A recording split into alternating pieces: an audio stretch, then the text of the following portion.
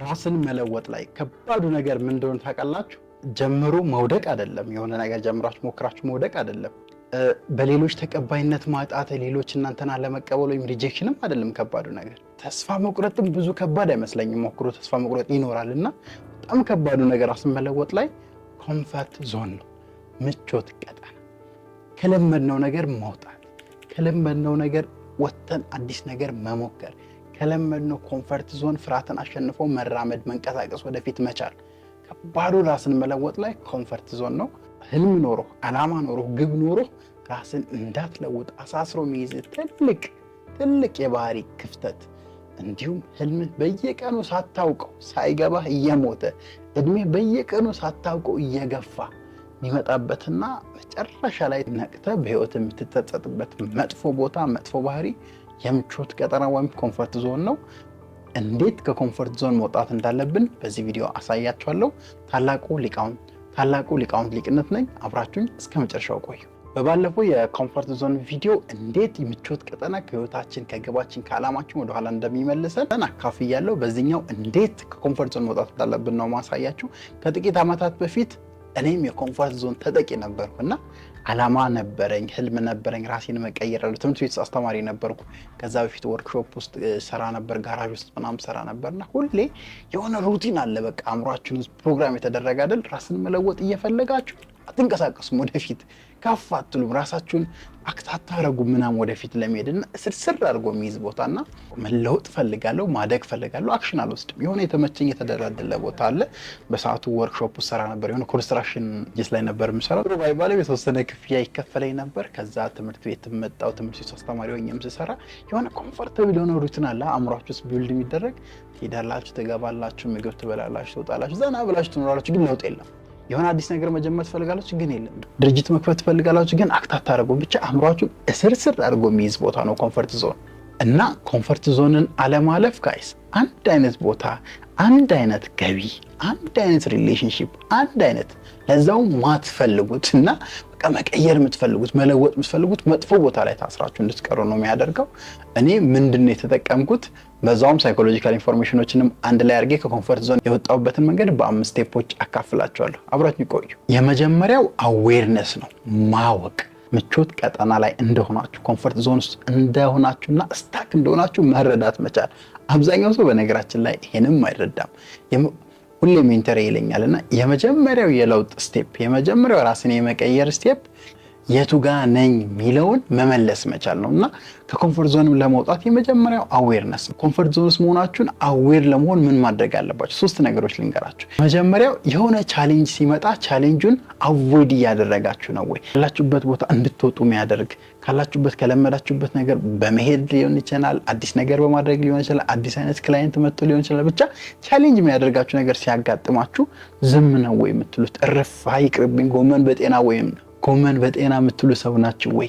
እንደዛ አይነት አስተሳሰብ ውስጥ ከሆናችሁ ኮምፈርት ዞን ናችሁ። ሪሊ ልንገራችሁ፣ ቻሌንጅን አቮይድ እያደረጋችሁ አዲስ ነገር ከመሞከር ወደኋላ ራሳችሁን እየመለሳችሁ ከሆነ ደፍራችሁ የሆነ ነገር እያደረጋችሁ ካልሆነ ዩ አር ኢን ኮምፈርት ዞን።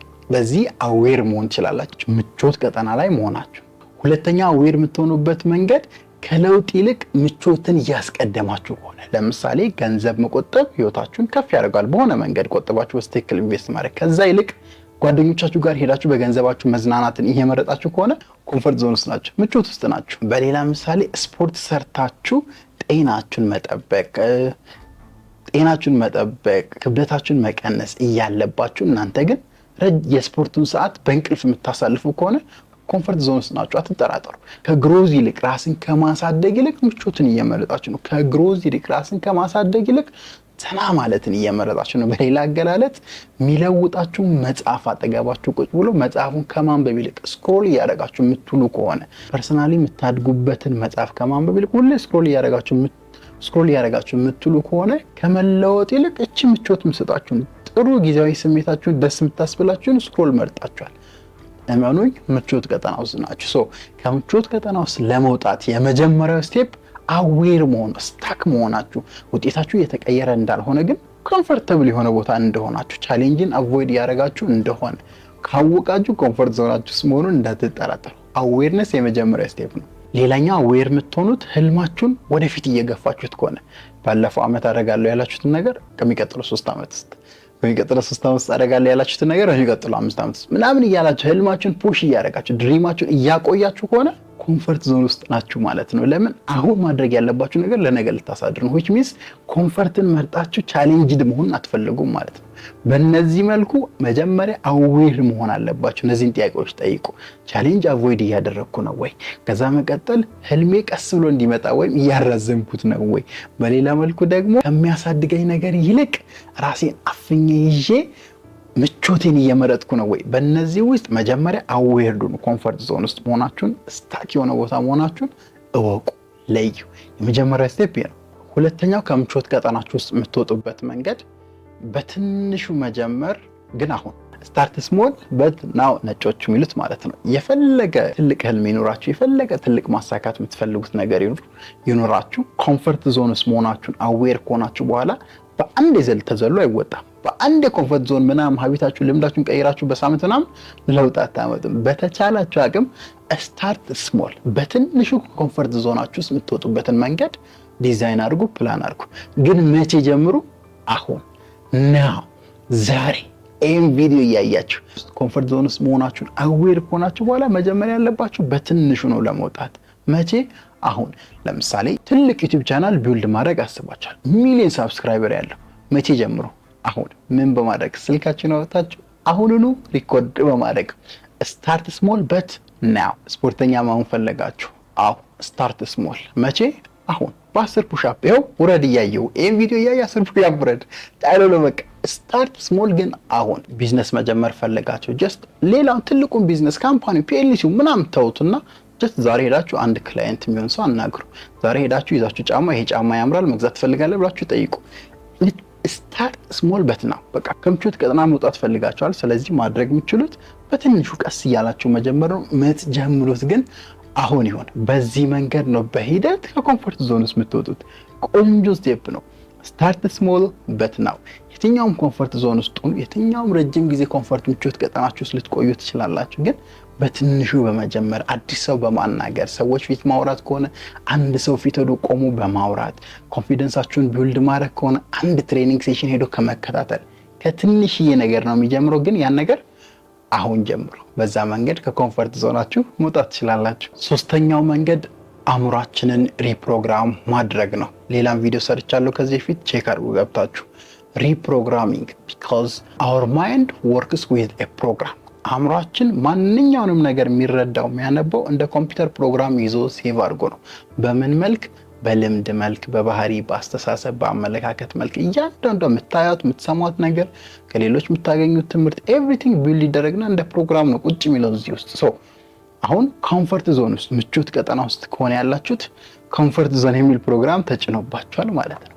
ያን ሪፕሮግራም ማድረግ አለባችሁ። መጥፎ ልምድ ነው በሌላ መልካም በጥሩ ፕሮግራምና ልምድ መተካት አለባችሁ። በነገራችን ላይ የትኛውንም ትልቅ ነገር ያሳኩ ሰዎች ካያችሁ ሃርድ ነገሮችን፣ ከባድ ነገሮችን ደስ ሳይላቸው የሚሰሩ ሰዎች ናቸው። ጨክነው የሚሰሩ ሰዎች ናቸው።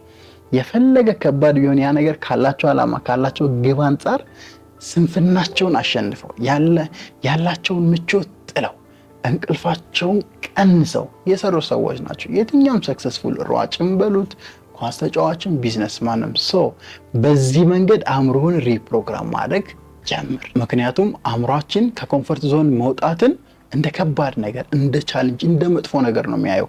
ምክንያቱም የአእምሯችን አንዱ ስራ እኛን ፕሮቴክት ማድረግ ነው። ካለመደው ነገር፣ ካላየው ነገር፣ ከዚህ በፊት ኤክስፒሪየንስ ካላደረገው ነገር አንተን ወደ ኋላ ይመልሳል። አንተን እረፍ፣ አቁም፣ አትሞክር፣ ሰዎች ይስቁብሃል፣ አትሂድ፣ ትከስራለህ፣ ራስን ታጣለህ ምናምን እያለ ምክንያቶች እየደረደረ ከአዲስ ነገር ወደ ኋላ ይመልሰናል። ይሄ ኖርማል ፕሮግራሙ ነው። አንተ ምን ታደርገዋለህ? ሪፕሮግራም ታደርገዋለህ። አትሞክር ሲል አይ ሞክሬ አዲስ ውጤት አመጣበታለሁ። ተኛ ሲልህ አይ ኤክሰርሳይዝ አድርጌ ሰውነት ቅርጼን ጡንቻዬን አፈረጥማለሁ፣ ጤናማ ሆናለሁ። አይ ገንዘብ አትቆጥብ ተዝናናይ ሲልህ አይ ቆጥቤ ለነገ ለኔ ለልጆቼ የሚሆን ትልቅ ጥሪትና ሀብት አፈራለሁ። በተቻላችሁ አቅም ኔጌቲቭሊ አእምሯችሁ የሚነግራችሁን ነገሮች እንዳታድጉ የሚያደርጓችሁን ነገሮች ሪፕሮግራም ማድረግ አለባችሁ። ይሄ ብዙ ጊዜ በአፊርሜሽን በመጻፍ ደጋግሞ ሪፕሮግራም ይደረጋል። አእምሮ ሪፕሮግራም የጻፋችሁትን ነገር በማንበብ ማታ ስትተኙና ጠዋት ስትነሱ ደጋግማችሁ በማንበብ አእምሮ ሪፕሮግራም ይደረጋል። ሌሎች መንገዶችም አሉ፣ እነሱን እንደ ፊውቸር ቪዲዮ ሰራለሁ። ሶስተኛው ስቴፕ ግን ከኮምፎርት ዞን ለመውጣት አእምሯችሁን ሪፕሮግራም ማድረግ ነው።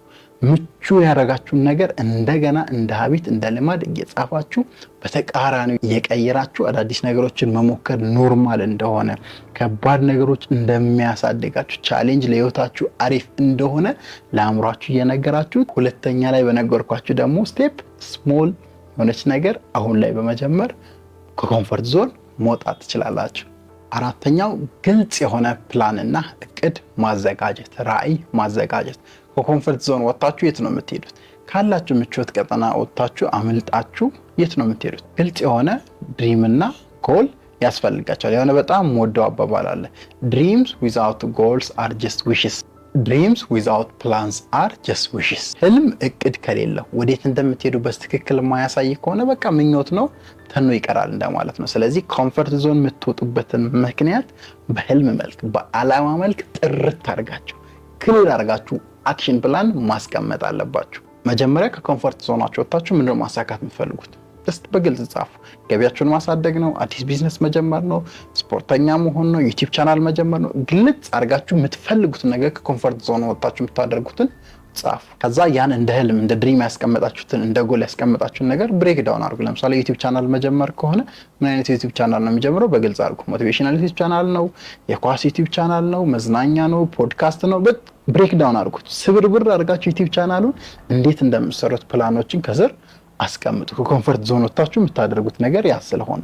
ሶስተኛ ላይ ዴድላይን አዘጋጁ። ያን ነገር መቼ ነው የምታደርጉት? በሳምንት ውስጥ፣ በወር ውስጥ፣ በአንድ ዓመት ውስጥ ታይም ሊሚት አድርጉት። አእምሯችሁ ከኮምፎርት ዞን ለመውጣት የሆነ ገደብ ይፈልጋል። እስከዚህ ድረስ ብላችሁ መንገርና ማሳመን አለባችሁ። ሪማይንድ ያደርጋችኋል ዴድላይን ሴት ካደረጋችሁ። ሶ ክሊር የሆነ ነገር አስቀምጡ፣ ሰባብሩት። ያን ነገር ዴድላይን አስቀምጡ። አራተኛ ላይ አክት አድርጉ። ወዴት እንደምትሄዱ ከኮምፎርት ዞን አውቃችሁ ለይታችኋል። ሶ እንድትወጡ ያግዛችኋል። አብዛኛው ሰው ከኮምፎርት ዞን አንዱ የሚያወጣበት ምክንያት ወጥቶ ምን ያርግ? ወጥቶ ወዴት ነው የሚሄደው? ከኮምፎርት ዞን አምልጦ ከምቾት ቀጠና ወጥቶ ምንድነው ቻሌንጅ የሚያደርገው? ራሱ አያውቅም። ክሊር የሆነ ጎል የለውም። ሶ እዛው ታስሮ እዛው ስታኮኖ ህልሙን ድሪሙ ፌድ እያደረገ እያየ ሲያልፍ ያየዋልና ስታፕ ዳት ቢልድ ዮር ድሪምስ ጎልስ ክሊር የሆነ ፕላን ደን ዴይሊ አክት አድርጉ። የመጨረሻውና አምስተኛው ከኮምፎርት ዞን የምንወጣበት አይዲያል ወይም ቢሄቪየር ከሞቲቬሽን ይልቅ ዲሲፕሊንን መያዝ፣ መጨበጥ፣ ማዳበር።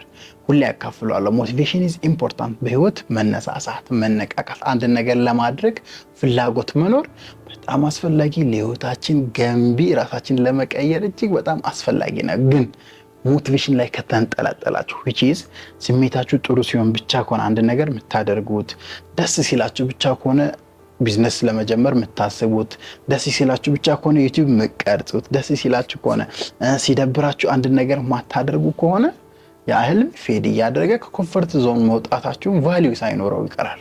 ኢንስቴድ ግን ዲሲፕሊን ላይ፣ ለጎላችሁ ለዓላማችሁ መሰጠት ላይ፣ ማትወዱትን ነገር ለህልማችሁ ስትሉ ማድረግ፣ ማትወዱትን ነገር ግን የሚጠቅማችሁን ለህልማችሁ ስትሉ መስዋዕት ከፍላችሁ መከወን፣ ማትወዱትን የሚያስፈራችሁ ነገር ለህልማችሁ ስትሉ መምዛትም ሊሆን ይችላል። በቃ ኤኒቲንግ ዳት ዩ ሄት ግን የሚያሳድጋችሁ ማንበብ በሉት፣ ፖድካስት ዩቲዩብ መቅረጽ በሉት፣ ውጭ ሰዎች ሄዶ ማናገር በሉት፣ ሰዎች ፊት ማውራት በሉት፣ ሴልስ ሄዶ መሞከር፣ ለመሸጥ መሞከር፣ አዲስ ሰው ማግኘት በሉት፣ ኤኒ ቢሄቪየር የሚያሳድጋችሁ የሚለውጣችሁ ግን በመጥፎ ስሜትም ሆናችሁ ያን ማድረግን ከተለማመዳችሁ እዛ ላይ ራሳችሁን ቢውልድ ካደረጋችሁ ኮምፎርት ዞን በትንሹ 3 ወር እና ከዛ በላይ በሆነ ጊዜ ውስጥ ትወጣላችሁ። ሪል የሚታይ ለውጥ በህይወታችሁ ታመጣላችሁ ብዬ አስባለሁ። በእነዚህ 5 መንገዶች ከምቾት ቀጠና ወጣችሁ ሊቅነታችሁ ላይ ላገኛችሁ ታላቁ ሊቃውንት ሊቅነት ነኝ። በቀጣይ አስተማሪ ቪዲዮ መለሳለሁ። እስከዛው